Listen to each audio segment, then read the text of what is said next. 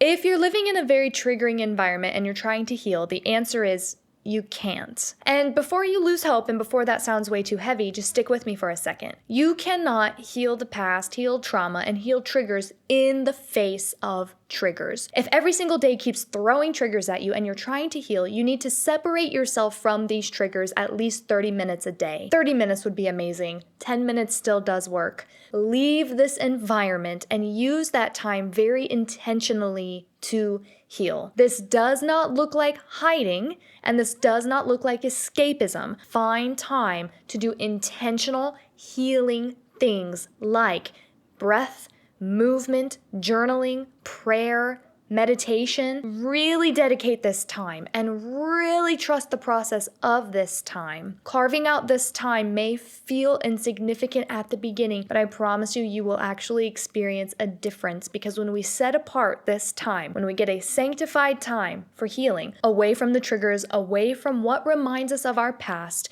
we actually get to change the way our patterns are flowing, because we're interrupting the pattern. Even if we're doing this minimally and we're having to do it around other people's schedules, it still makes a difference. But the key to it is that it must be intentional.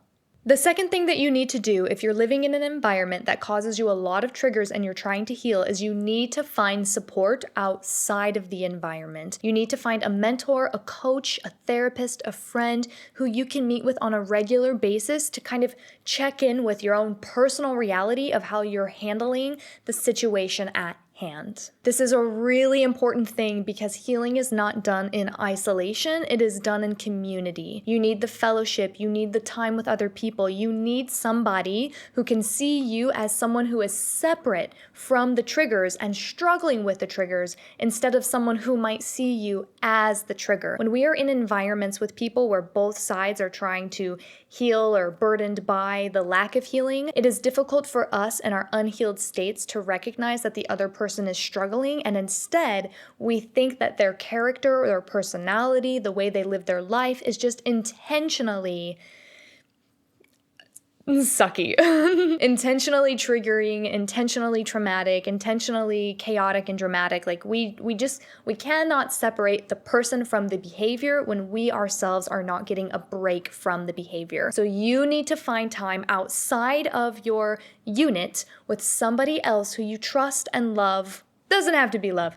With somebody else who you can trust to spend an hour with a week to not just vent, but to talk about what's going on with, again, guiding the conversation toward healing. If you meet with a buddy and you just trauma dump for an hour and you two trauma bond, you don't actually create new thoughts in your mind for how to exist in the environment and how to keep moving forward. You just cycle on it. That's why I said you need a mentor, a coach, a therapist, somebody who can actually help spur that on.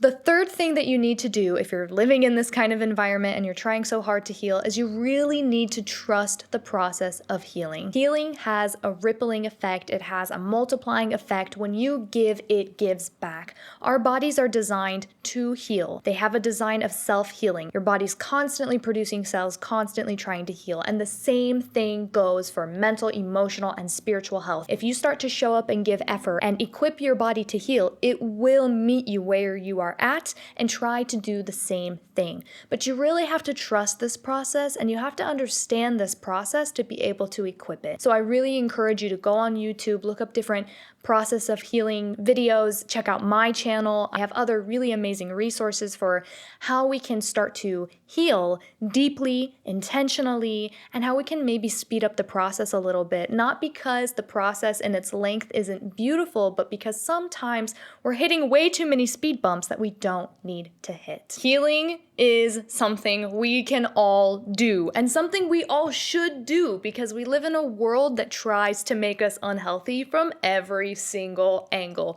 We could get really conspiracy theory on it and start talking about big pharma, start talking about everything that's in our food, or we could just look at the way that we are treated spiritually and emotionally on this earth. We all have healing to do.